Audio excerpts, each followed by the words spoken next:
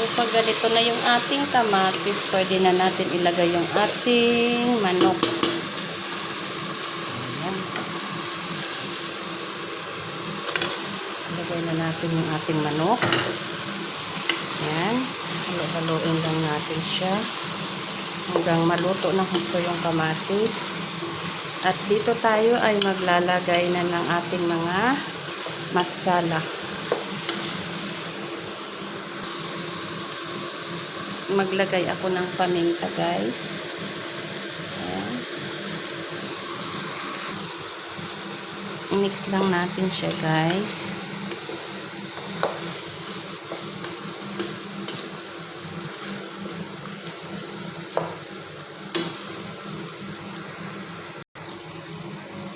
Ilagay na rin natin yung ating gulay para kasama siyang magkaroon ng lasa.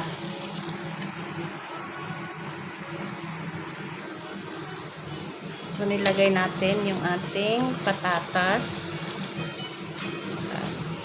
So, i-saute lang natin ng kaunti hanggang totally magmantika talaga siya bago natin lagyan ng tubig.